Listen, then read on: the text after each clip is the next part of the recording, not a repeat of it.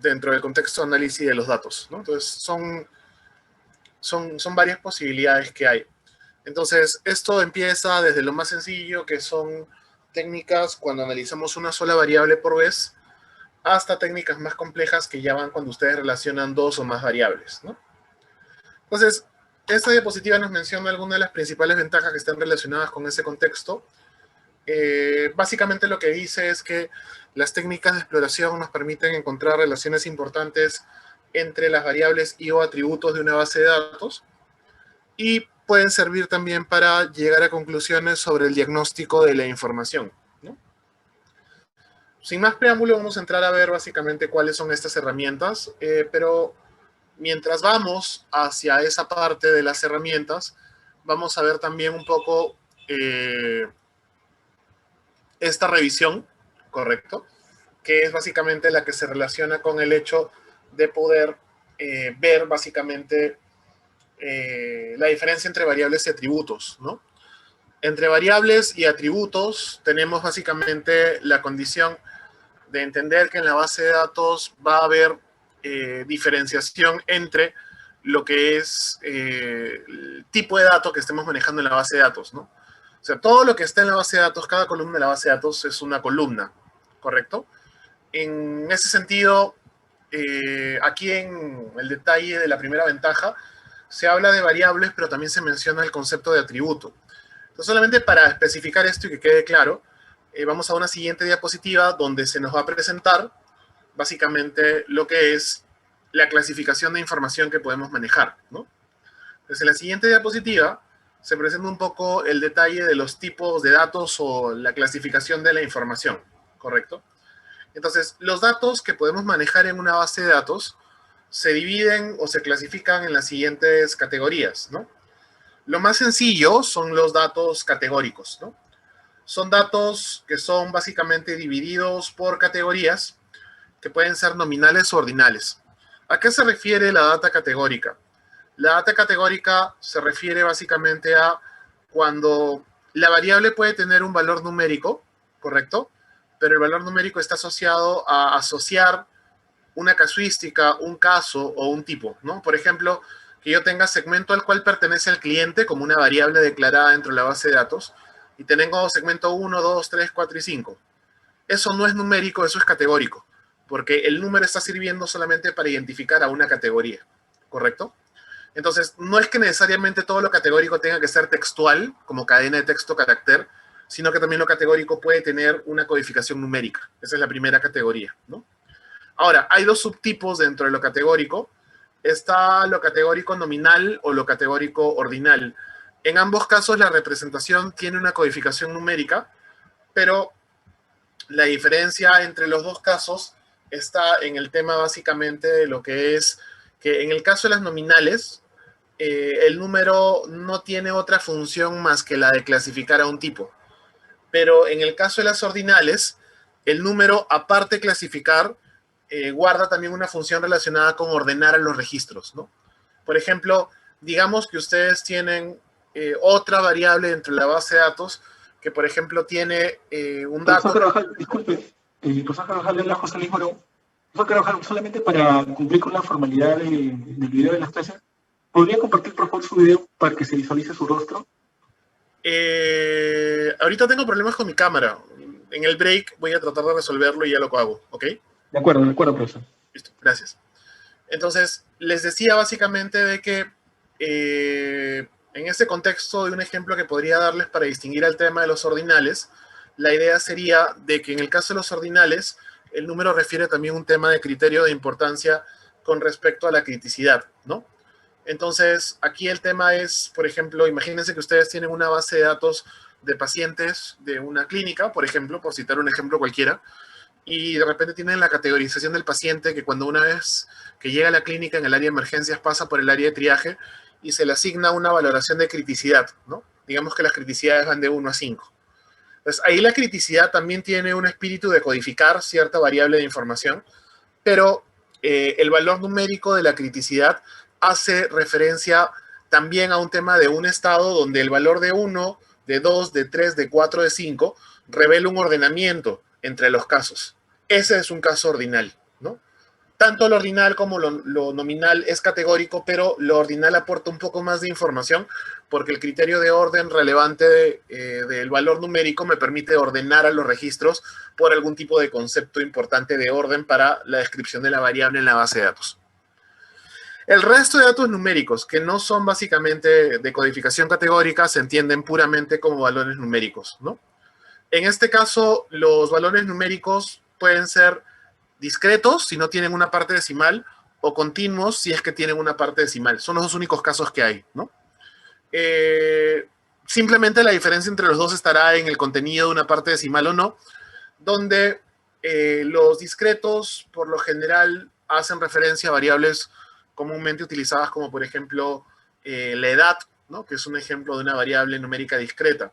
Pero también hay variables numéricas continuas que generalmente son las que más predominan en algunos ámbitos. Por ejemplo, en el sector bancario, datos como porcentaje de endeudamiento, línea de crédito, monto de ingreso mensual, monto de gastos, son valores numéricos porque están expresados generalmente en unidades monetarias o porcentuales, ¿no? Ahora, los numéricos continuos, a veces, justamente como pueden tener tanta diversidad de valores, se pueden agrupar o asociar, ¿no? Si se agrupan o se asocian, básicamente pueden volverse valores discretos o categóricos también, ¿no? El ejemplo clásico es cuando ustedes, por ejemplo, deciden trabajar con la edad, puede ser que ustedes la tengan registrada en la base de datos como una variable numérica discreta, tienen la edad de cada cliente, pero obviamente si queremos hablar de, por ejemplo, hacer una clusterización, no es que ustedes vayan a crear un clúster con cada potencial edad, sino que generalmente ustedes lo que buscan es que si la variable edad es relevante para clusterizar, se exprese mediante un rango, ¿no? Entonces, todos aquellos clientes que están entre tal y tal edad, para mí representan un grupo. Entonces, eso es discretizar, porque al final, ese intervalo de edad que ustedes definan para cada uno de estos rangos se convierte en una categoría. Entonces, está convirtiendo a la variable numérica discreta en una variable categórica. También se puede hacer eso, y eso se le conoce como discretización, ¿no? Que es algo que también mencioné en la clase pasada. Luego, entrando ya a las herramientas gráficas, para el caso de una sola variable, cuando ustedes quieren analizar una sola variable por vez, estas son las principales herramientas gráficas, ¿no? La mayoría las conocen, el histograma creo que todos lo conocemos. Luego está el diagrama de caja, que al menos alguna vez deben haber visto en el pregrado. Y finalmente el otro que es más o menos nuevo, aunque es el más sencillo de todos, que se llama el gráfico de puntos o el dot plot, ¿no? Que simplemente es un diagrama ordenado de puntos en el orden en que los valores se registran. Es, por ejemplo, un diagrama univariado muy sencillo.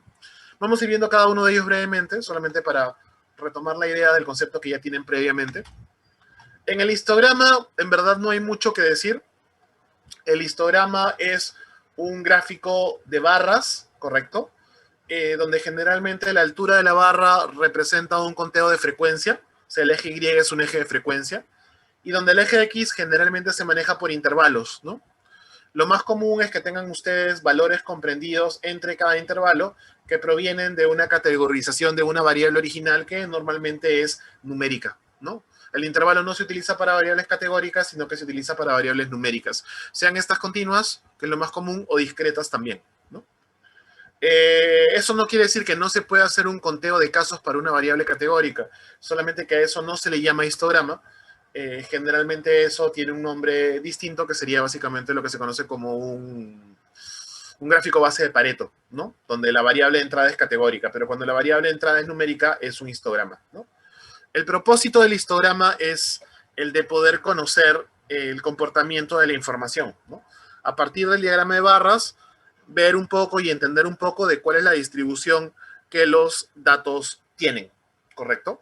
Para poder básicamente entender un poco el comportamiento preliminar que los datos pueden tener, porque comúnmente cuando analizamos datos, una premisa importante es que a veces cuando los datos los estamos analizando con el fin de, por ejemplo, identificar oportunidades de mejora, muchas veces lo que estamos buscando es si encontramos asemejar algún comportamiento clásico en los datos con respecto a la forma que tiene el histograma, porque el histograma es un reflejo del diagrama o el comportamiento de la densidad de los datos, ¿no? Entonces, por ejemplo, muchas veces es un histograma y su fin más común es, por ejemplo, verificar si la forma del histograma es la de una campana, ¿no? Que es cuando se utiliza para revisar si, por ejemplo, los datos son normales. El siguiente gráfico es el box plot. creo que entre todos los tres primeros univariados es el más importante y es el que aporta más información. La definición dice, el boxplot es un diagrama de caja basado en cuartiles, mediante el cual se visualiza un conjunto de datos. Está compuesto por un rectángulo, la caja y dos brazos que se llaman los bigotes. Es un gráfico que suministra información sobre los valores mínimo y máximo, los cuartiles Q1, Q2 o Q3 o mediana, y sobre la existencia de los valores atípicos y la simetría de la distribución, ¿no? Entonces, acá la idea con el boxplot es darnos, en verdad, tres aspectos fundamentales de la información de una variable. Lo primero tiene que ver con la detección de valores extremos. Cuando me interesa detectar valores extremos para una sola variable, el gráfico más comúnmente usado es justamente este, el boxplot, ¿no? ¿Cómo detecta? Cuando se forma esta caja de acá y este diagrama, esta base de acá es el primer cuartil de los datos, o el percentil 25, ¿no? Esta línea de acá es la mediana, o percentil 50. La línea superior de la caja es el cuartil 3, o percentil 75, Q3 o percentil 75. Y hacia arriba y hacia abajo, de la base y del techo de la caja, se traza una línea y se coloca un trazo al final, al cual la definición llama bigotes, que corresponden con el mínimo en la parte de abajo y con el máximo en la parte de arriba, dentro del espacio regular de la información. Entonces, cuando hay datos atípicos, los datos atípicos aparecen por encima de esta línea o por debajo de esta línea, ¿correcto? Pueden aparecer por arriba o pueden hacer básicamente su aparición por abajo. En caso de que aparezcan en el diagrama, a esos valores se les llama básicamente outliers, ¿no? Los outliers son justamente los valores extremos, que son los que hay que identificar y analizar básicamente si es que deben ser removidos y pueden ser perjudiciales para la información, ¿correcto? Entonces, cuando yo meto una variable, una única variable para hacer un boxplot, no necesariamente lo que yo pueda encontrar dentro de los datos como mínimo y como máximo es lo que se muestra acá, sino que son el mínimo y el máximo regular, ¿correcto? ¿Cómo es que el boxplot determina si es que los datos son regulares o no? Lo que hace internamente es, mira la altura de esta caja de acá. Si esto de acá era el Q1 y esto de acá era el Q3, la altura de esta caja es Q3 menos Q1, ¿correcto? Esa resta del techo de la caja menos la base de la caja o la altura de la caja se le llama rango intercuartil, porque es el rango que está entre el primer y el tercer cuartil. Entonces, lo que hace el boxplot para identificar valores extremos es, con respecto a la base de la caja, fijo una distancia hacia abajo de 1.5 veces la propia altura de la caja. Y desde el techo de la caja hacia arriba, 1.5 veces también la altura de la caja. Hasta ahí define los límites de regularidad, ¿correcto? Hasta ahí define los límites de regularidad. Entonces, luego lo que hace es, toma la data que ustedes le dieron o le proporcionaron y lo que hace es, verifica si es que algún punto aparece por encima de 1.5 veces el rango intercuartil con respecto al techo de la caja o por debajo de 1.5 veces el rango intercuartil con respecto a la base de la caja. Y de ocurrir ese comportamiento, no lo va a graficar dentro de este espacio que están viendo, sino que lo va a graficar como puntos o asteriscos y esos son los outliers, ¿correcto? Entonces, su primera función es la detección de outliers. ¿Cuál es la segunda función del boxplot? La segunda función del boxplot es identificar la simetría en los datos. ¿Cómo se identifica la simetría? Por la posición que tiene esta línea con respecto a la caja.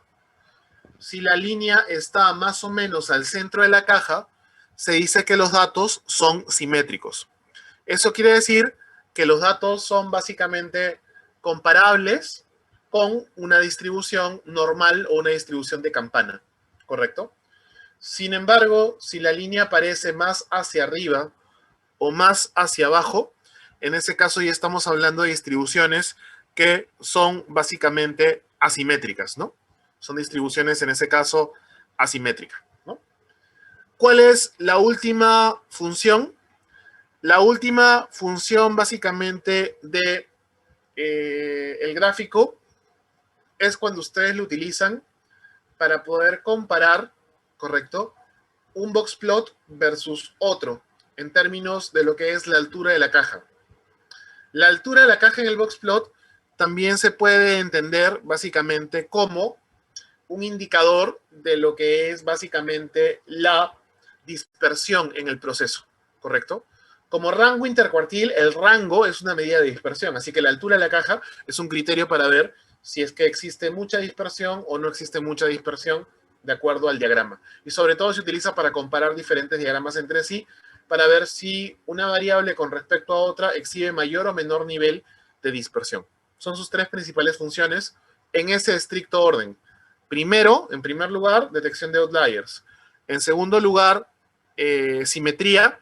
Y en tercer lugar, básicamente lo que es el contexto relacionado con la detección de aproximadamente, por comparación, dispersión alta o baja, de acuerdo a la altura de la caja, ¿no? Entonces, con base en esto, la idea sería básicamente corroborar, luego más adelante cuando vemos el código con R, justamente diferentes perspectivas de clasificación de boxplot para que vean justamente ya con algunos ejemplos prácticos la aparición de los outliers. Porque en este ejemplo básico que están viendo, por ejemplo, no se aprecian, ¿no? Para este conjunto de datos que se ha tomado para hacer este diagrama, no hay outliers. Finalmente, el último gráfico, en verdad, es el más sencillo. Se llama dot plot o diagrama de puntos. El dot plot o diagrama de puntos es un gráfico ordenado de los puntos, básicamente en función del orden simple en el cual ocurren. Se emplea solamente para data continua, para una sola variable. Y la característica principal de este diagrama es que básicamente su función está supeditada a que sea visible, ¿correcto? Como es un diagrama en el cual lo único que se hace es colocar puntos donde ocurre cada registro de dato, si yo tengo demasiados puntos, va a haber tal carga de puntos en el diagrama que no se va a poder apreciar bien. Entonces, es un diagrama muy sencillo, muy limitado, en el sentido básicamente de que solamente se trabaja con datos continuos, pero en conjuntos de tamaño pequeño, ¿correcto? Cuando se menciona siempre tamaño pequeño, hay un cierto criterio de duda con respecto a cuándo nosotros podemos considerar que un tamaño de muestra es pequeño o no, por ejemplo, para el contexto de este gráfico, ¿no? Como referencia, tomen para este diagrama que en verdad lo ideal es visualizarlo con hasta como máximo 100 puntos. Más allá de 100 puntos ya comienza a perder visibilidad, ¿correcto? Su función principal es la de detectar posibilidades de ocurrencias de diferencias en el comportamiento de una única variable y de los datos mediante la ubicación de clusters, mediante la separación de brechas o gaps, ¿no? Entonces, cuando yo veo una sola variable, voy a ver si la variable se distribuye uniformemente a lo largo de todo el eje o si de repente veo concentraciones de puntos en algunos lados. De encontrar concentraciones de puntos en algunos lados, entonces lo que yo tengo básicamente es la posibilidad de existencia de brechas o de gaps. ¿Qué es lo que eso me dice? Que es posible que si yo quiero tomar esta variable para clusterizar, existe la posibilidad de formar diferentes agrupaciones diferentes de clusters en función del comportamiento del valor de esta variable. O sea, su función es básicamente la de clusterización en este contexto, ¿no? Es el menos usado, por eso es que también es el menos conocido, porque si nuevamente revisan los tres, histograma, boxplot y dotplot, el dotplot es probable que incluso lo hayan usado, pero no por su nombre, porque es un diagrama súper simple, pero es muy limitado. Y el que probablemente todos hayan usado antes y es el que más conocen es el histograma. Aquí lo que se presenta es simplemente una referencia a alguna de las funciones que comenzaremos a revisar más adelante en la segunda parte de la clase con respecto a lo que es el R, ¿no? En este contexto. Entonces, aquí se les presenta un código para que en R ustedes puedan hacer los tres diagramas, ¿no? Estos diagramas, como son diagramas básicos y son diagramas para una sola variable, se pueden hacer con el R básico sin necesidad de ningún paquete adicional. O sea, el R básico los puede manejar, ¿no? Entonces, en este caso, lo que se les muestra es un código de ejemplo. Les voy a leer el código en el sentido de ir explicando más o menos qué es lo que hace cada línea para poder finalmente reconocer cuáles son las funciones relevantes en el contexto de estos tres diagramas. La primera línea dice x igual a c y luego tiene entre paréntesis un conjunto de números, ¿no? Este x igual a c con un conjunto de números hace básicamente referencia a lo que es un objeto de datos que se está creando en R. El objeto se llama x. X es como si fuera un vector, un objeto en R, que contiene todos los datos que ustedes ven en el paréntesis. Eso es lo que se va a graficar. Luego tienen ustedes otra línea más que dice par, y entre paréntesis dice básicamente mfrow igual a c 3,1, ¿no? Este par mfrow c igual a 3,1 no es ninguno de los tres gráficos que habíamos visto antes, sino que esto de acá refiere a lo que es básicamente una función de parametrización gráfica que tiene el R, ¿correcto? El R tiene funciones para procedimientos específicos, como son análisis o gráficos, pero también tiene funciones para configurar algunas opciones. Ya, esta función de par obtiene su nombre de parámetros. Par viene de parámetros. Y es una función para parametrizar gráficamente el espacio de la ventana gráfica del R, que se llama RGraphics. ¿Qué es lo que le estamos diciendo aquí a la ventana del RGraphics? Normalmente el RGraphics es una ventana simple que es como un recuadro que se abre cuando ustedes piden algún procedimiento gráfico al R, pero puede mostrar un solo gráfico por vez, ¿correcto? Si ustedes ejecutan varios procedimientos con la intención, por ejemplo, de querer mostrar varios gráficos a la vez, el RGraphics no tiene esa capacidad, solamente puede mostrar uno por vez. Si ustedes corren varios gráficos de forma consecutiva, por código, muestra el primero, instantáneamente muestra el segundo, y al final, cuando terminan de correr el código, con el que se quedan es con el último que hayan corrido. Entonces, lo que está haciendo esta función de parámetros gráficos es pedirle a la ventana de RGraphics que divida su espacio gráfico de acuerdo a una estructura matricial de 3, básicamente, filas y una columna. Entonces, lo que va a conseguir es que ya no salga un solo gráfico por vez, sino que pueda mostrar hasta los 3 siguientes gráficos que ustedes pidan. Eso es lo que está haciendo esa segunda línea. La tercera línea dice strip chart. Esa tercera línea es el gráfico para poder hacer básicamente un diagrama de puntos, el dot plot, el último que vimos.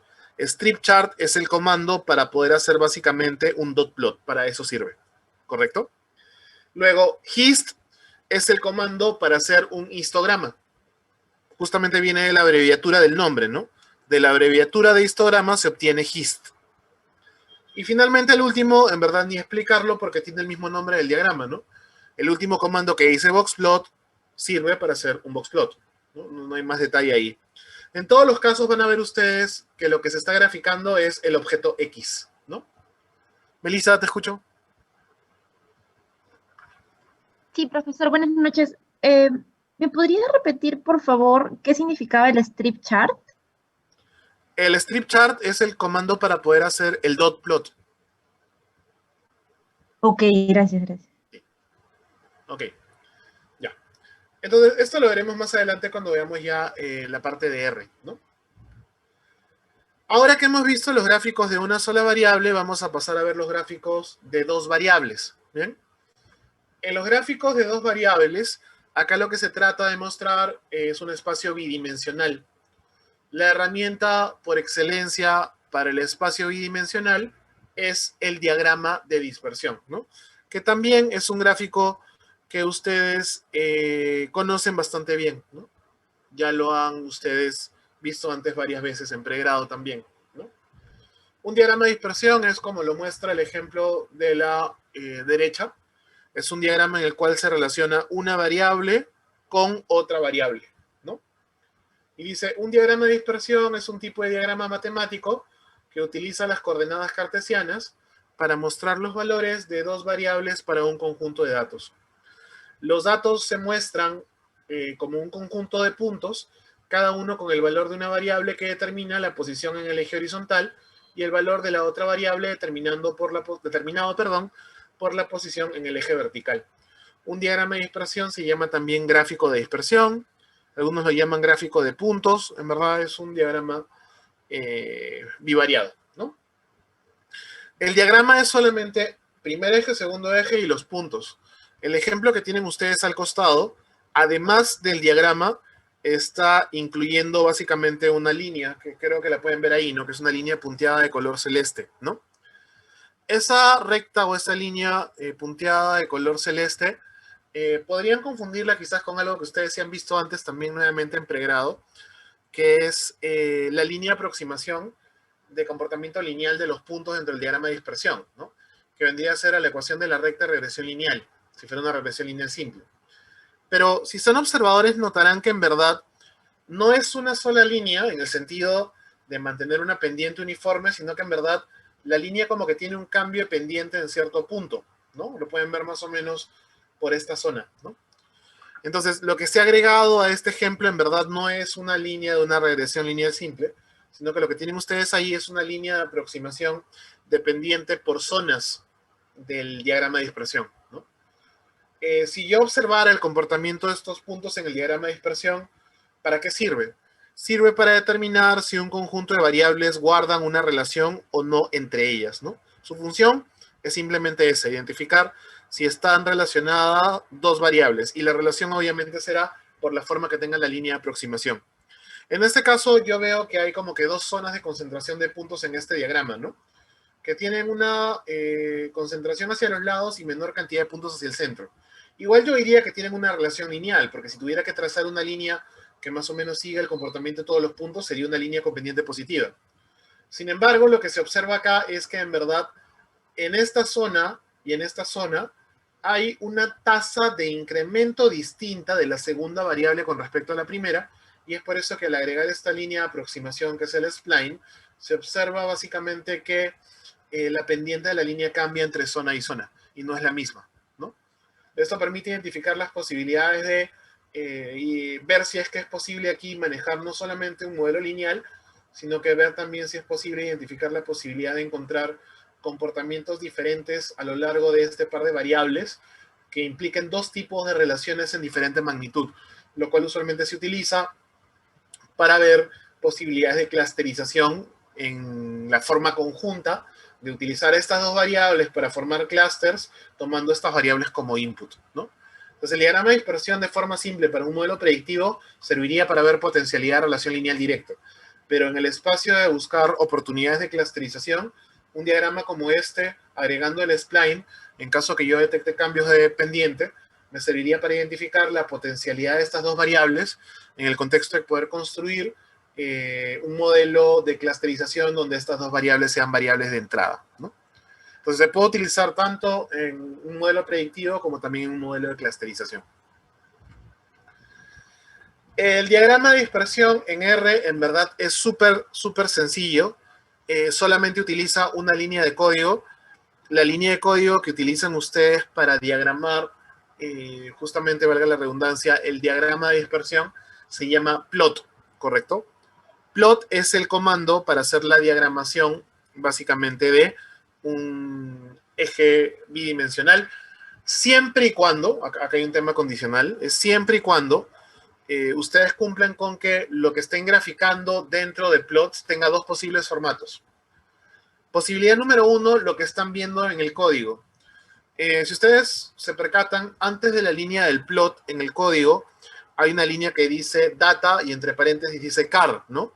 Ahí debería decir cars en plural, porque acá lo que está haciendo referencia en la primera línea es que está cargando una base de datos que tiene internamente el R, ¿no? Cars es una base de datos de R que está en el paquete del RBase, que ustedes pueden usar simplemente por el hecho de haber instalado el RBase, ¿no? El comando data lo que hace es cargar la base de datos, pero esta base de datos en particular, car, se caracteriza por tener solamente dos variables, nada más. Si ustedes, y eso es lo que veremos más adelante, abren esta base de datos, van a ver que tiene solamente dos variables. Entonces, cuando ustedes utilizan el comando plot y el argumento del comando plot es una base de datos que solamente contiene dos variables, el resultado es un diagrama de dispersión. ¿Cuál es la otra posibilidad? Que ustedes tengan una variable en un objeto y otra variable en otro objeto. Si recuerdan el ejemplo anterior que estaba hace algunas diapositivas, en el ejemplo univariado se creaba primero un objeto X, ¿cierto? Y le colocaba ciertos valores. Imagínense ustedes ahora que tienen dos objetos, un X y un Y. Se puede hacer también el uso del plot, si es que yo escribo plot X, Y. Obviamente la única condición para que pueda existir en ese contexto el diagrama de dispersión es que tanto X como Y tengan la misma cantidad de registros. Tiene que tener la misma cantidad de registros para que pueda hacer el diagrama. Si X tiene, por ejemplo, 50 datos y Y tiene 40, no puede construir un diagrama de dispersión, por más que lo coloque en el formato plot X, Y. ¿Correcto? Si la base de datos tuviese más de 2 variables, entonces plot ya no hace un diagrama de dispersión, hace otra cosa. ¿Correcto? Plot en verdad es un comando súper básico del R, que como su nombre lo dice es graficar. O sea, no es que específicamente esté siempre haciendo diagramas de dispersión, no. Es un comando para hacer gráficos en general. Entonces, la forma del gráfico de salida va a depender de la cantidad de dimensiones que le metan al plot. Cuando son dos variables cada una, o una base de datos de dos variables, como son dos dimensiones en ambos casos, lo que me da es un diagrama bidimensional, ¿correcto? Si yo le meto una sola variable, el plot de la variable me va a dar básicamente un equivalente al strip chart del caso anterior. Y si yo le metiese más de dos variables, comienza a generar un espacio de un comportamiento de una matriz de diagramas de dispersión. Pero eso todavía lo veremos más adelante. ¿Correcto? No hay más herramientas bivariadas, en verdad. Todo el resto de herramientas bivariadas que veremos cuando veamos la segunda parte de la clase ya con el R, en verdad tienen como base de estructura al plot, ¿no? Son variantes del plot, que lo que hacen es suavizan los puntos, les dan relleno, grafican por área, pero todo sobre la base de los puntos. Entonces, no existe otra herramienta bivariada más que, en este caso, el diagrama de dispersión como base. Pasamos al espacio tridimensional, antes de entrar ya al espacio general, que es comúnmente donde vamos a trabajar. En el espacio bidimensional, lo que tenemos acá es un scatter plot 3D, ¿no? Que en verdad es más de lo mismo que del caso anterior, porque scatter plot, saben ustedes que es diagrama de dispersión en inglés, ¿no? Scatter plot es diagrama de dispersión. Entonces, acá lo único que estamos diciendo es que se va a hacer un diagrama de dispersión en 3 dimensiones, ¿no? Entonces, la característica de este diagrama es que obviamente tienen que darle como input o una base de datos que tenga 3 variables o 3 variables de la misma longitud para poder graficar. Un ejemplo de más o menos cómo se visualizaría o cómo se vería un diagrama de un scatter plot 3D es lo que están viendo más o menos en la figura. El scatter plot 3D se caracteriza principalmente porque es un diagrama que grafica en 3 ejes, ¿no? En X, en Y y en Z, ¿correcto? Y a partir del gráfico en estos 3 ejes, lo que hace es básicamente mostrarnos el comportamiento de los datos.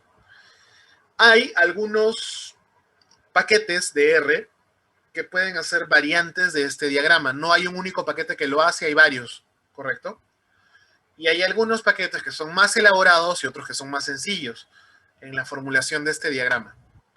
Hay algunos, como lo dice el segundo párrafo, que incluso puede incluir hasta una cuarta variable. Hay algunos diagramas que podrían incluir hasta una cuarta variable, ¿no? Y ustedes se preguntarán, ¿dónde está la cuarta variable? Si yo veo ahí solamente 3 dimensiones. La cuarta variable es válida si y solo si es una variable categórica, ¿correcto? Y ahí lo que se hace es asignar al punto un símbolo o un color distinto por cada diferente posible valor que tome esa cuarta variable categórica, que es más o menos lo que estamos viendo en el ejemplo, ¿no? En el ejemplo yo veo un espacio tridimensional, pero veo puntos de diferentes colores, ¿no? Veo puntos azules, de color cian, de color verde, amarillos, naranjas y rojos. Entonces, en este caso, esto evidencia que hay 3 variables continuas graficadas en el espacio del scatter plot 3D pero también existe, y lo estoy evidenciando mediante el comportamiento del gráfico, un color distinto que evidencia también que hay una variable de categorización que al menos tiene 6 valores distintos, ¿no? Y lo que yo observo es que más o menos los registros del mismo color están siendo próximos, ¿no? Entre sí. ¿Qué es lo que eso quiere decir? Lo que eso quiere decir es que como los registros son próximos entre sí en la ubicación espacial, probablemente esto diría que las 3 variables continuas que estoy evidenciando, que estoy mirando, al hacer que los puntos de un mismo color se localicen en el espacio de las 3 dimensiones de forma próxima entre sí, sin tanto overlapping, porque ahí existe cierta zona de overlapping, como ustedes lo pueden ver, o de sobreposición, pero en verdad no es tan marcada. Pero esto evidencia de que las 3 variables continuas que estoy evaluando con respecto a la cuarta variable, que es la categórica, digamos que tendrían potencial de poder funcionar para un esquema de clusterización también, ¿no? ¿Cuándo sé yo que no servirían? Si es que veo que todos los colores están mezclados entre sí en una masa amorfa, ¿no? Ahí sí yo diría, bueno, estas 3 variables no me sirven para clusterizar con respecto a esta cuarta variable, pero cuando introduzco la cuarta variable y veo que los puntos del mismo símbolo, del mismo color, aparecen en la misma zona, es porque las variables que estoy utilizando para visualizarlos me permiten una diferenciación gráfica por distancia que es adecuada en estas 3 dimensiones. Esto valida potencial de clusterización hasta para estas 3 variables, ¿no? Entonces, se preserva lo mismo del caso anterior, en el sentido de que el diagrama de dispersión puede servir para encontrar relaciones de comportamiento de los datos, pero también como posible herramienta de ayuda o de soporte a la clusterización, ¿no? ¿Qué más? Luego tenemos también, dentro de lo que es ya el caso común o general, el análisis visual multivariado, ¿no? Multivariado, ¿qué quiere decir? Múltiples variables, sin especificar una cantidad en específica. Cuando la base de datos tiene n variables, ¿no? Donde n puede ser 2, 3, 4, 5, 10, 5 o 1000 variables, ¿no? Que es lo más común que nosotros tenemos cuando trabajamos una base de datos, que es decir, que trabajamos con muchas variables, específicamente no sabemos cuántas, ¿no? Entonces, a este espacio se le llama espacio multivariado, ¿correcto? La herramienta básica por excelencia es la matriz de diagramas de dispersión para este caso, ¿no? La matriz de diagramas de dispersión lo que hace es permitirme visualizar combinaciones de pares de valores de todas las posibles variables que yo quiera graficar. Es como ir al concepto del diagrama de dispersión, pero múltiples veces colocados en una matriz. Eso es una matriz de diagramas de dispersión. Mientras que existen también otros gráficos específicos multivariados. Dentro de los otros gráficos, iremos a ver algunos casos cuando estemos revisando la segunda parte de la clase, cuando ya la trabajemos con el R, ¿correcto? Y ahí veremos varios casos, pero dentro de ellos el más relevante, que también está cintado al final de la diapo, es el diagrama de coordenadas paralelo, ¿no? Que es el que también creo que les mencioné en la clase pasada, que al menos es el más relevante como diagrama multidimensional, aparte de las matrices, ¿no? Matriz de diagrama de dispersión. La primera de estas herramientas lo que me da es un espacio multidimensional gráfico en el cual puedo ver una matriz donde cada celda de la matriz es un diagrama de dispersión. A eso es a lo que se refiere. Lo que permite encontrar esta herramienta es básicamente correlación lineal entre pares de variables, ¿no? Se puede graficar 50 variables, me da 50 pares de combinaciones de gráficos entre sí, ubicados en una matriz. Entonces yo podré comparar si cada una de mis variables está relacionada con alguna de las otras entre sí, ¿no? Es una herramienta para comparar correlaciones múltiples entre varias variables. Pero está limitada en el sentido de que solamente puede detectar relaciones lineales por pares. No puede detectar efectos multivariados generales. O sea, decir que 5, 6, 10 variables están relacionadas entre sí no puede hacerlo en un solo gráfico porque todos los componentes de la matriz son solamente diagramas de dispersión bidimensionales. El código, en verdad, es relativamente simple, pero se puede personalizar hasta volverse un código complejo. Vamos a ver ejemplos de códigos complejos, pero dentro del código complejo les voy a mostrar cuál es la línea clave, que es la que realmente genera la herramienta, para que no se asusten cuando vean todo el código siguiente. Ese es el código, ¿ya? Ya, si yo sé que a simple vista parece un montón. Y en verdad es un montón, pero solamente porque estoy formulando acá no una matriz de diagramas de dispersión simple, sino que estoy generando una matriz de diagramas de dispersión personalizada. El caso arriba dice, esto es para una base de datos que se llama US Judge Ratings, y es una matriz de dispersión que además tiene histogramas, que dan ese diagrama univariado que vimos al inicio, insertados en la diagonal. O sea, es un diagrama compuesto, por eso es que el código es tan extenso, ¿no? Ahora, dentro de todo este código, ¿cuál es el comando en específico que es el que me genera realmente a la matriz? Esta línea de acá, la estoy tratando de resaltar ahí con mi cursor, es la que dice pairs, P-A-I-R-S, P-A-I-R-S, o pairs. Pairs es el comando que me permite formar, si yo le doy como argumento una base de datos que tiene varias variables, o le doy varias variables separadas por comas de la misma longitud, me permite formar una matriz de diagramas de dispersión, ¿no? El comando es pairs. Entonces, en todos los ejemplos siguientes, lo que ustedes van a ver es que entre un código extenso que es personalizado, siempre aparece el pairs, porque es realmente el principal componente del código, ¿no? Acá tienen la visualización de este caso del diagrama del código anterior. Entonces, así es más o menos como se ve esta personalización de la matriz de diagramas de dispersión, ¿correcto? Pueden ver ustedes que en la diagonal aparecen histogramas porque es un código personalizado, pero además de aparecer los histogramas, aparece un texto pequeño, ¿no? Acá dice cont, dice INTG, dice DMNR, dice DILG y dice CFMG, ¿correcto? Estos títulos obedecen a los nombres de las variables. O sea, los nombres de las variables normalmente se colocan en la diagonal, ¿correcto? Entonces, ¿qué significa esto? Que esta es una matriz de diagrama de dispersión para 5 variables. Entonces, ¿cómo interpreto esto? Tendría que ir a alguna de las celdas de la matriz. Por ejemplo, si me posiciono en esta celda de la matriz, ¿correcto? Acá claramente lo que tengo es un diagrama de dispersión. Pero este diagrama de dispersión, ¿a quién está relacionando? Tienen que cruzar en la diagonal por fila y columna para saber cuáles son las variables que están en los ejes de este diagrama. Por ejemplo, si yo veo este diagrama e interseco por fila, en la diagonal me cruzo con cont. Eso quiere decir que cont está en el eje Y de este diagrama. Y si interseco por columna, en la diagonal me cruzo con INTG. Eso quiere decir que INTG está en el eje X de este diagrama de dispersión. Entonces, ¿qué es lo que me diría este diagrama?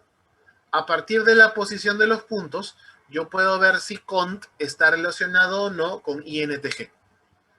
Pero así como yo reviso si cont está relacionado con INTG, podría también ver si cont está relacionado con DMNR en esta otra matriz, por ejemplo, ¿no? Esta de acá es cont con DMNR.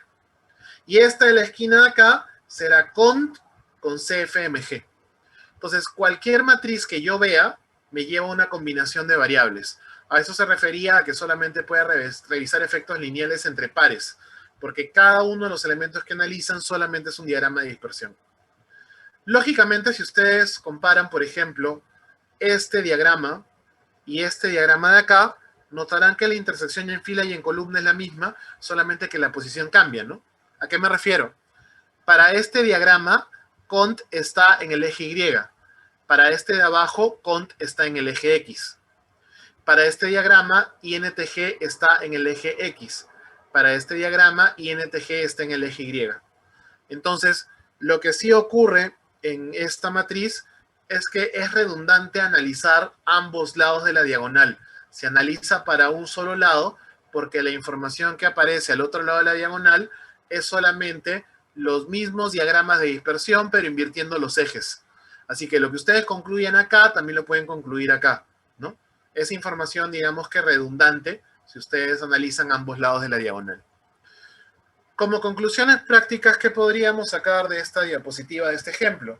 que si yo estoy buscando qué variables tienen relación entre sí, yo diría que son todas aquellas donde la nube de puntos toma una forma definida, ¿no? Que en este caso sería, por ejemplo, la forma definida de línea que yo observo en este caso, que es INTG con DMNR, en este caso, que es INTG con DILG, en este caso, que es INTG con CMG, en este caso, que es DMNR con DILG, en este caso también, que es DMNR con CFMG, y en este caso también, que es DILG con CFMG, ¿no? Entonces, lo que estoy observando aquí es que las variables que parecen tener una relación lineal entre sí son estas cuatro, ¿no? Por pares, pero estas cuatro. Y con la que no tiene ninguna relación es con cont. Tiene relativo sentido y eso lo pueden también apreciar por la forma que tiene el comportamiento de la distribución de los datos, ¿no? Cont es una variable donde la parte más frecuente de los datos aparece al inicio, ¿no? A eso se le llama tener cola hacia la derecha, porque la distribución cae hacia la derecha con una cola alargada. Mientras que INTG, DMNR, DILG y CFMG tienen cola hacia la izquierda, ¿correcto? Pues tiene sentido que cuatro variables que tienen un comportamiento de densidad similar tengan mayores probabilidades de tener relación lineal entre sí. Mientras que una variable que tiene el comportamiento opuesto es menos probable que tenga relación y lo están viendo, porque acá básicamente la aproximación de puntos en verdad más me lleva a una línea recta, ¿no? Que a una línea inclinada con pendiente positiva o negativa, que es la que demuestra la relación lineal, ¿no? Bien, sigamos viendo más. Brevemente, aquí hay otros ejemplos más, ¿no? Aquí hay otro código que lo que hace es hacer que la redundancia de la diagonal, para que no tengan en ambos lados los mismos diagramas, sea reemplazado con una medición de la relación lineal cuantitativa, que es el indicador de la correlación entre las variables. Entonces, lo que busca este diagrama es que, por un lado, ustedes puedan ver el diagrama de dispersión, que en este caso aparece por abajo de la diagonal, pero que al mismo tiempo, por el otro lado, ustedes puedan ver, por ejemplo, a lo que es el indicador de la correlación, ¿no? Y es coherente, por ejemplo, si ustedes ven, acá tienen otro ejemplo con otra base de datos diferente que tiene 4 variables. ¿Cuáles de estos diagramas de dispersión tienen un comportamiento que es más claramente aproximable a una pendiente positiva o negativa? Este diagrama de acá y este diagrama de acá, ¿correcto? Si ustedes comparan sus valores de correlación contrastándolos contra el opuesto de la diagonal, en este caso el nivel de correlación de los puntos es 0.96. Y en este caso, el nivel de correlación con los puntos es 0.87, ¿no? Entonces están viendo que cuando ustedes aprecian una relación lineal relativamente elevada, tiene una coherente explicación en el cálculo numérico de la correlación, ¿no? Y casos donde ustedes ven que aparentemente hay una relación lineal prácticamente nula, como este de acá, también se explica coherentemente por un valor de correlación bastante bajo, que es el 0.12. Aquí hay otro código más de ejemplo. Seguimos en la matriz diagrama de dispersión. ¿Qué es lo que nos muestra este código? Este código nos muestra una matriz de dispersión simple, ¿correcto? La única particularidad que tiene básicamente este código es que están viendo ustedes que los puntos tienen color. Entonces, este es un diagrama de dispersión donde yo tengo 4 variables que son sepal length, sepal width, petal length y petal width, que son variables claramente numéricas continuas. Pero hay una tercera variable que se ha metido y que se ha asignado para distinguir los registros con un diferente color. ¿Cuántos valores tiene esta variable categórica? Tiene 3 valores. ¿Cómo sé yo que esta variable categórica que está metida en este diagrama tiene 3 valores? Porque observo que los puntos tienen 3 colores distintos. Hay puntos verdes, puntos rojos y puntos azules. No hay ningún otro color más. Entonces, esta es una matriz de diagrama de dispersión con distinción de muestra, con distinción de una variable categórica también, ¿correcto? Que lo pueden visualizar así, u otra variante es, si no quieren cambiar ustedes el color del punto, lo que también podrían intentar cambiar, si no, alternativamente, es, por ejemplo, el símbolo del punto, ¿no? Entonces, en este caso, por ejemplo, lo que se toma como referencia es un cambio del símbolo del punto, ¿no? Pues acá, en vez de utilizar un color rojo, un color azul y un color básicamente verde, lo que se está tomando es un símbolo de punto como un triángulo, que sin color, otro símbolo de punto como un círculo con color relleno, negro, y el último símbolo de punto como una especie de un pequeño cuadrado que tiene al centro una cruz, ¿no? Entonces, busca conseguir el mismo propósito de tener una distinción básicamente de clase o de categoría, ¿no? Va por ese mismo espacio. Pero entre los dos claramente creo que es más distinguible con el primero, ¿no? Porque acá justamente como todo es el mismo color, cuando hay superposición de puntos ya y hay mucha densidad de puntos en algunas zonas, no se logra incluso apreciar bien o distinguir qué símbolo es cuando se superponen unos sobre otros. Así que es mejor, creo yo, visualizarlo así, ¿no? Ambos son ejemplos de lo mismo, siguen siendo matrices de diagramas de dispersión. Y finalmente, la última herramienta dentro de un ejemplo puntual de lo que son los otros gráficos, porque hay varios, es este diagrama que se llama Parallel Plot. En español es el que ya les había mencionado, el famoso diagrama de coordenadas paralelas, ¿no? Este diagrama muestra los registros en un diagrama multidimensional donde cada línea representa básicamente a una variable, ¿no? ¿A qué línea se refiere esto? En verdad se refiere a los ejes, ¿eh? No se refiere a estas líneas que están cruzando, sino que esta definición dice, muestra los registros en un diagrama multidimensional donde cada línea representa una variable. Se refiere a las líneas en negro. Estas líneas, en este caso verticales, son las diferentes variables. Entonces, en un diagrama de coordenadas paralelos, cada variable se representa como un eje, prácticamente, uno después del otro en posición vertical. Los ejes se etiquetan de acuerdo a los valores que exhibe cada variable entre su mínimo y su máximo, ¿correcto? Se coloca en la parte inferior de cada una de las líneas verticales el nombre de la variable. Acá está sepal width, este es sepal length, este es petal width y este es petal length. ¿Y qué son las líneas que cruzan básicamente a estos ejes? Las líneas que cruzan a estos ejes representan a los registros, ¿correcto?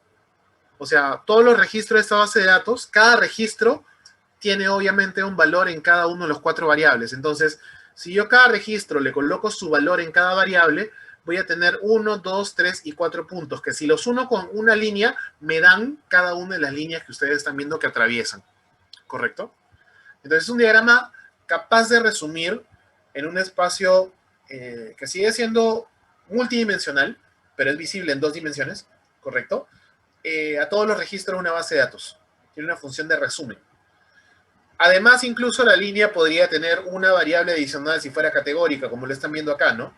Por ejemplo, las líneas azules pertenecen a, dentro de la variable especie, a un tipo que se llama virgínica.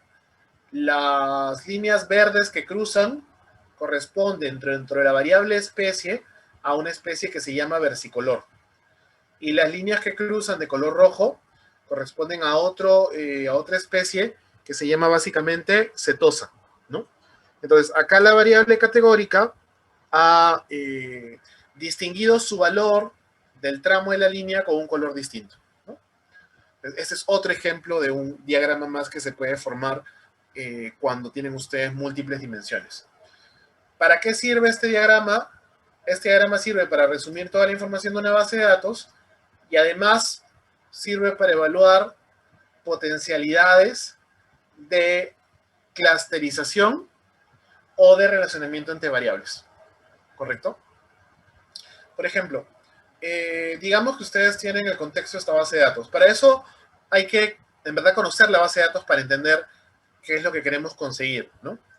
Esta base de datos es una base de datos muy utilizada en aplicaciones de herramientas justamente de analítica de datos, ¿no? O de minería de datos. Esta base de datos se llama IRIS o IRIS. Ahí dice arriba, ¿no? Parallel Coordinate Plot of Fisher-Iris Data o Data, ¿correcto? Entonces, ¿qué cosa es la base de datos IRIS? Es una base de datos educativa, en verdad, donde ustedes tienen 150 registros, es una base de datos de 150 casos, que tiene 5 variables. Las 4 primeras son los ejes que están viendo. Tiene el ancho y la longitud del sépalo como las dos primeras variables, y tiene el ancho y la longitud del pétalo como las siguientes dos variables, ¿no? Obviamente, si hablo de sépalo y de pétalo, estoy hablando de flores, ¿correcto? Son mediciones de 150 flores que pertenecían a 3 especies diferentes. Justamente por eso es que luego de medir las dimensiones, la quinta y última variable que se declara en la base de datos es la especie. ¿Cuáles son las especies que se han medido? 3 especies que son las que corresponden con la leyenda de colores de abajo. Una especie de flor que es la setosa, otra especie de flor que es la versicolor y otra especie de flor que es la virgínica, ¿correcto? Entonces, hay en la base de datos 150 registros y hay 50 de cada tipo. Hay 50 de setosa, 50 de versicolor y 50 de virgínica. Por eso es que ustedes más o menos, a rasgos generales, a grosso modo, pueden ver que en el gráfico aparentemente hay casi la misma cantidad de líneas de cada color, ¿no? Es por eso, porque hay 50 registros de cada uno. Ahora, ¿qué me da como información un gráfico de este tipo, ¿no? Observen el patrón de las líneas entre eje y eje.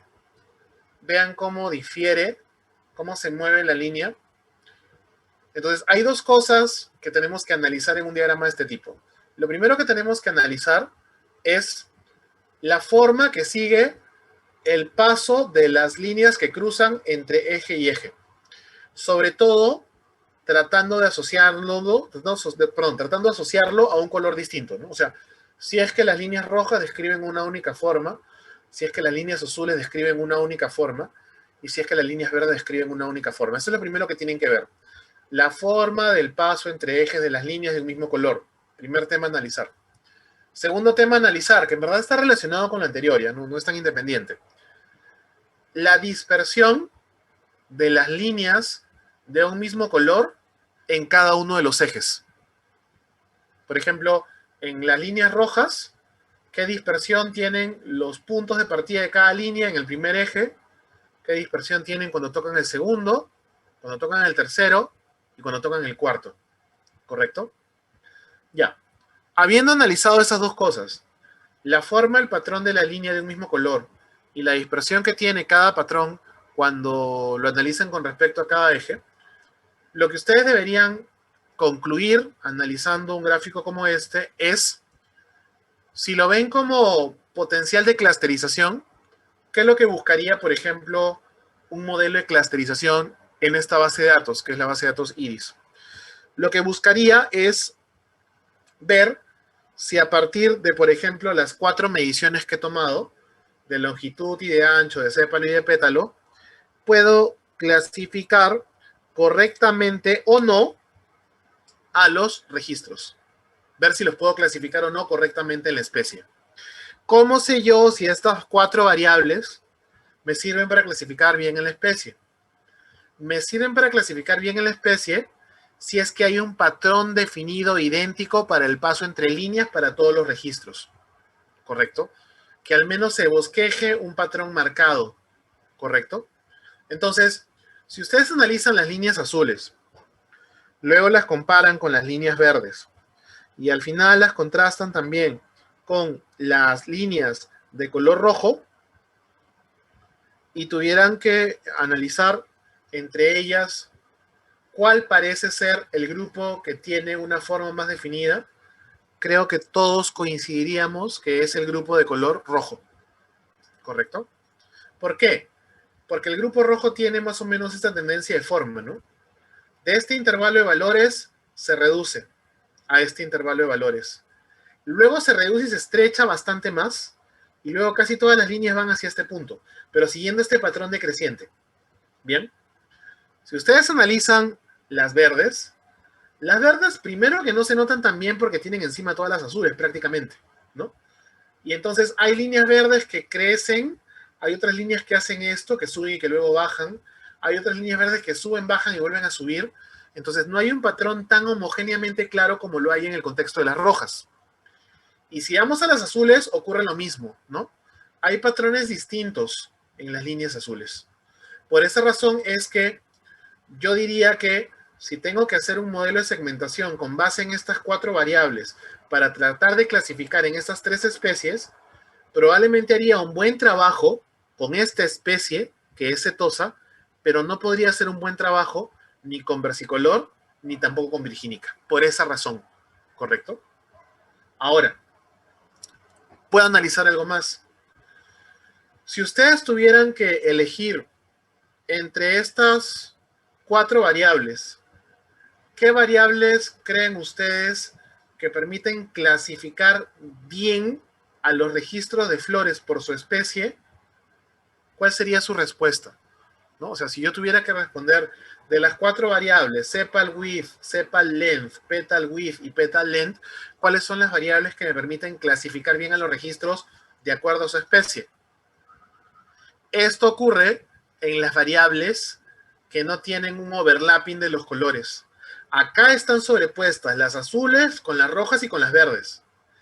Acá, si bien hay una predominancia de valores más pequeños para los rojos, hay un nivel de ruido por los verdes y por los azules, ¿correcto? Sin embargo, correcto, en las últimas dos, ustedes observan que hay una forma bastante clara en los 2 últimos ejes, ¿correcto? Es mejor en petal length, es correcto, pero tampoco es malo en petal width, porque la dispersión es muy pequeña comparado con los ejes anteriores, y además yo podría llegar a la misma conclusión en casi estas dos de acá, ¿no?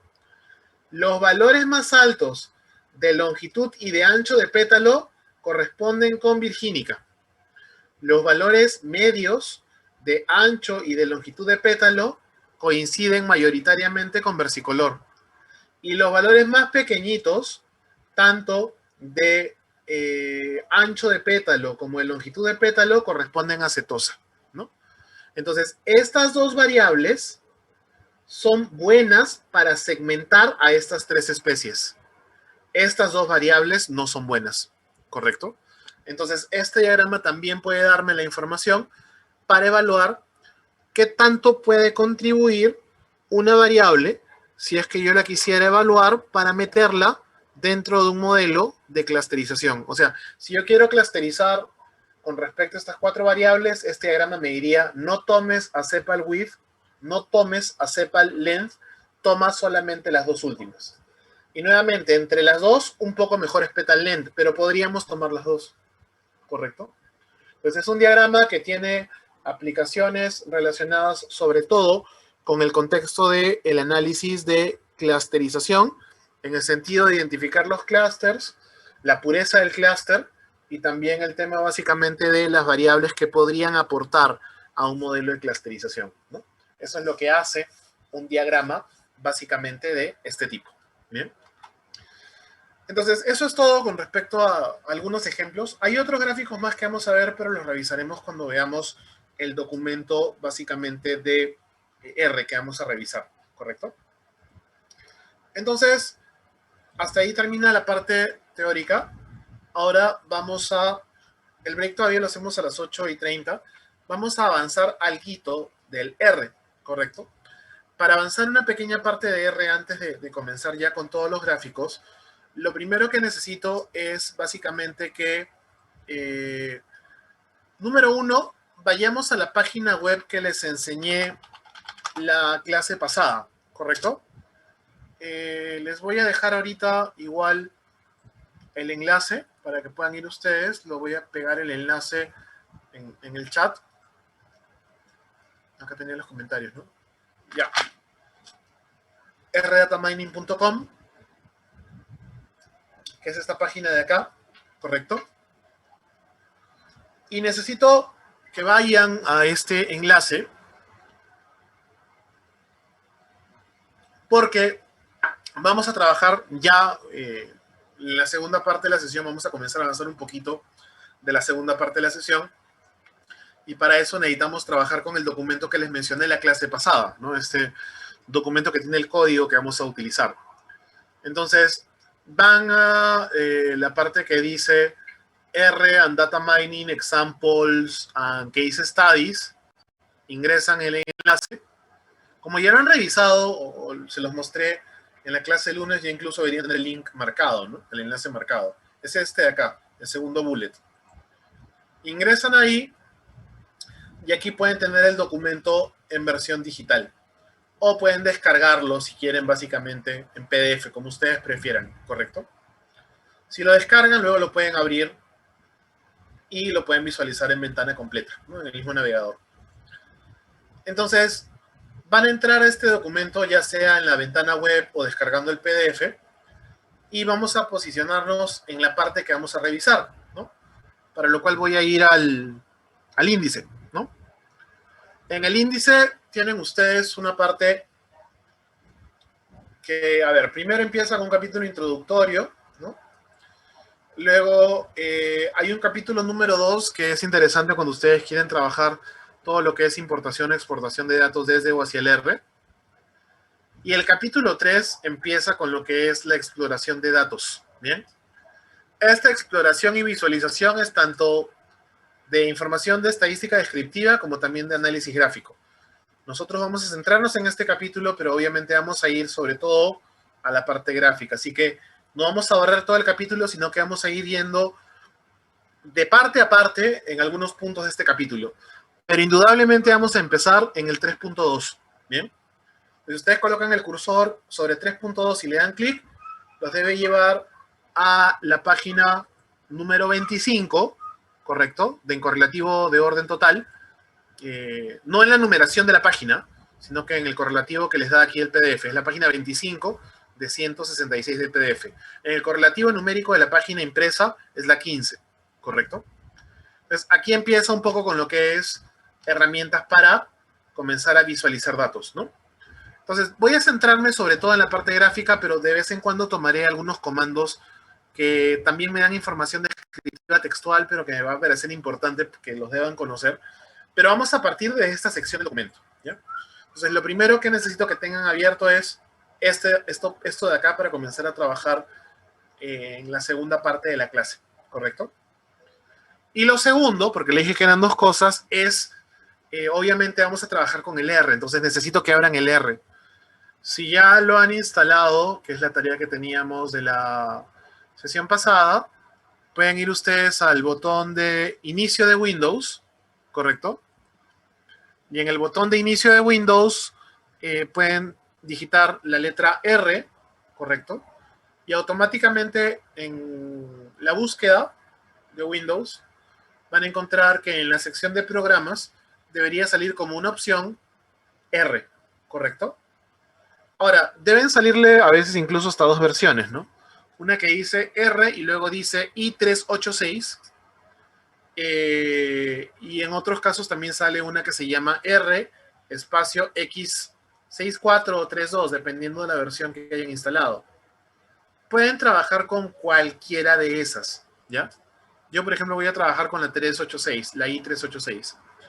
Le dan clic al icono para abrir su R una vez que lo encuentren. De repente lo dejaron en el escritorio, lo pueden buscar de la barra de programas o en la lista de programas. Y una vez que lo abren, lo colocamos acá, ¿no? Aquí está mi R, ¿no? Entonces, esta ventana ya la habíamos visto, ¿correcto? Con lo que voy a trabajar ahorita como ejemplo, y hasta ahí nos vamos a quedar antes de ir al break, es con cómo se instalan paquetes, porque es un procedimiento que vamos a tener que hacer varias veces para este capítulo y los siguientes, ¿correcto? Entonces, lo primero es, ya expliqué brevemente la clase pasada que esta era la consola del R. Acá se corrían todos los procedimientos directamente como comandos, pero si ustedes querían primero desarrollar todo su código antes de correrlo, lo que podrían abrir era un script, ¿no? Entonces vamos a abrir un script. Van arriba a la opción de archivo y luego le dan clic a la opción de nuevo script, ¿correcto? Archivo y inmediatamente después van a colocar ustedes nuevo script. Archivo y nuevo script, ¿correcto? Bien, una vez que tienen esto, se va a abrir esta ventana en blanco que es el script, para que lo tengan acá listo. Entonces, vamos a la primera forma para instalar paquetes, que es la instalación manual. ¿Cómo se instala un paquete? Para instalar un paquete, primero tendríamos que tener el nombre del paquete, ¿ya? Entonces, les voy a dar un paquete de ejemplo, para que ustedes lo vayan a instalar, ¿no? Y, bueno, los voy a acompañar en el proceso. El paquete, ustedes no digiten nada, ya solamente yo voy a digitar porque voy a colocar el nombre del paquete que van a buscar. El paquete se llama así. RCMDR, ese es el nombre de un paquete. Bien. Ahora, antes de entrar a buscarlo y todo lo demás, un tema muy importante con respecto a los paquetes es que tienen que respetar mucho la sintaxis del nombre del paquete y recordar siempre que R o R es case sensitive. Eso quiere decir básicamente de que tienen que respetar las minúsculas y las mayúsculas tal cual se llama el paquete, si no, no lo va a reconocer, ¿bien? O si no van a encontrar otra cosa. Entonces, ese es el paquete que yo quiero instalar. ¿Cómo lo instalo? Arriba hay una opción que dice paquetes, ¿ya? Van a darle clic a esa opción. Entonces, normalmente, para instalar un paquete, lo único que necesitarían hacer es ir y dar clic a la opción que dice instalar paquetes, ¿ya? Vayan a instalar paquetes. Si es la primera vez que han abierto el R y no lo han abierto antes, hoy día, en esta sesión que hayan abierto en sus computadoras, no va a ir a la lista de paquetes, sino que primero va a mostrarles esto, ¿correcto? Y esto debería serles familiar porque es el CRAN que vimos la clase pasada, ¿se acuerdan? El repositorio, la red completa del R, donde están todos los posibles puntos de descarga. Entonces, todos los repositorios del R o del R tienen todos los paquetes disponibles, así que antes de descargar algo, primero tienen que decir de dónde lo van a descargar. Entonces, todos seleccionen algún repositorio. No voy a decir yo cuál, porque si todos nos conectamos al mismo, y somos cerca de 70, y comenzamos a descargar al mismo tiempo, probablemente se ponga lento el repositorio. Entonces, cada uno selecciona a su criterio alguno de esta lista, ¿correcto? El que sea, el que ustedes quieran. Ya no seleccionen el que yo voy a seleccionar. Después de algunos segundos, automáticamente les va a aparecer ya la lista de los paquetes, ¿correcto? Los paquetes están ordenados alfabéticamente. Entonces, si yo quería buscar a este paquete que se llamaba RCMDR, ¿correcto? Voy a volver a colocarlo acá al costado para que lo puedan ver, ¿ya? Porque ahí, ¿ya? Si quieren instalar ustedes este paquete que es el RCMDR, ¿correcto? Entonces tienen que buscarlo alfabéticamente acá, ¿no? Desplazan el cursor a la altura de la letra R, ¿correcto? Y una vez que lo encuentran, vean que tiene la misma forma. R mayúscula, CMDR minúscula y no tiene nada más, ¿no? Lo digo porque hay un montón de variantes de este paquete, ¿no? Tiene un montón de plugins, si se dan cuenta. Muchos. Pero nosotros queremos solamente el paquete básico. Así que una vez que ubicamos... Sí, te escucho, Jesús.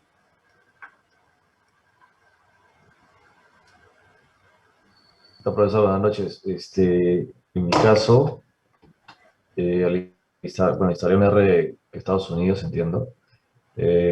Sale como título return 64-bit, ¿ya? En el cual no aparece, digamos, como una barra así, ¿no? Como el archivo editar paquete, ¿no?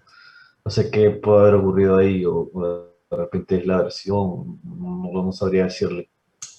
No, pero no aparece la opción, no aparece archivo, ni editar, ni paquetes, ventanas, debido a nada de eso. ¿Y puedes abrir el script? Tampoco. El script. No se puede abrir.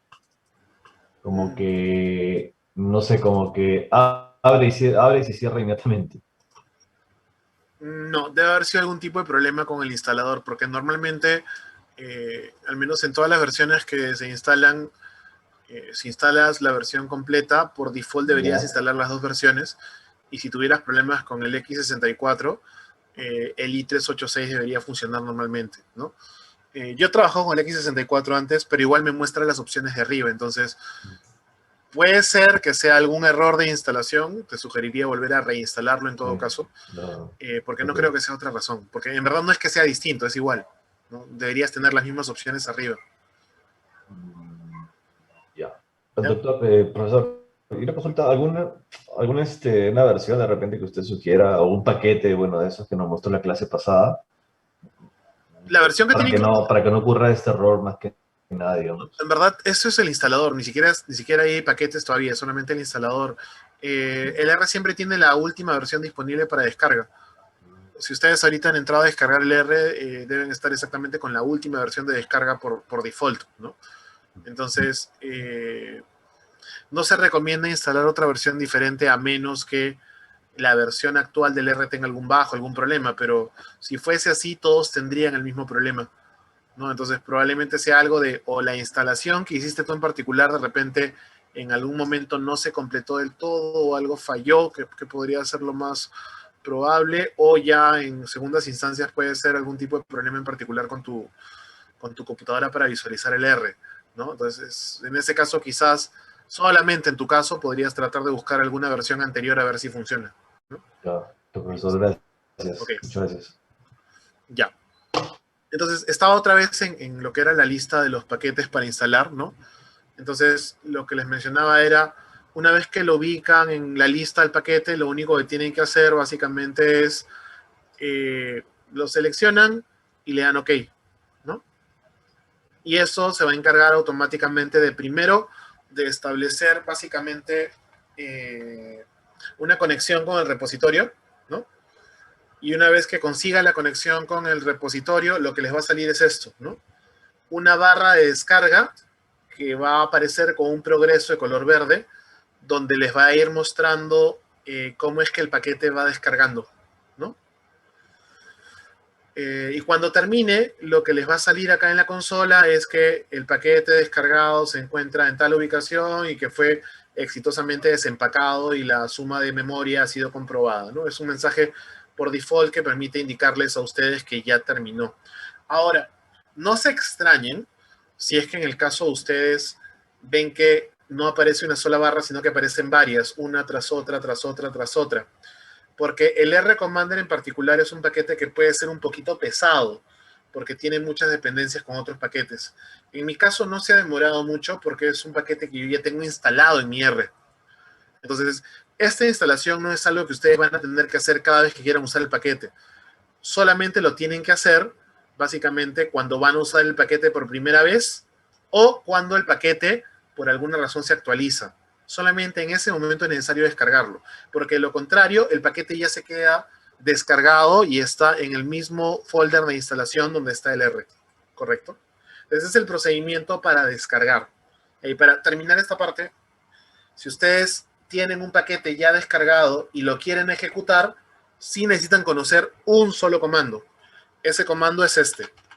Se llama library, ¿correcto? El comando library permite ejecutar un paquete que previamente se haya instalado.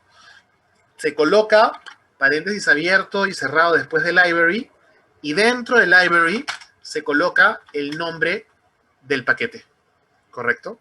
Entonces, un comando de esta forma, utilizando el nombre de un paquete entre paréntesis, nos refiere a la activación en la sesión actual del R de ese paquete para que puedan utilizar todas sus funciones, ¿correcto? Entonces, es el único comando en particular que ustedes necesitan para poder utilizar cualquier paquete que descarguen, ¿correcto? Ya, había una pregunta, creo. Sí, profesor, una pregunta. Cuando le puse OK al RCMDR me apareció, would you like to use a personal library instead? Sí, tienes que darle así. Eso te ocurre porque es la primera vez que estás descargando un paquete. OK. No tiene un folder creado para instalar todos los paquetes que va a descargar. Bien. Entonces, por ahora eso es lo principal. Que sepan cómo descargar y luego que hayan descargado que sepan cómo activar. Porque este procedimiento lo vamos a hacer varias veces con los diferentes paquetes que vayamos a utilizar, tanto para esta clase como para todas las siguientes. ¿Correcto? Así que por ahora solamente es esto. Ya después del break comenzamos a ver ya el código de ejemplo que corresponde a esta sesión, ¿ya? Entonces son las 8:30, hacemos el break, continuemos 8:45, ¿correcto?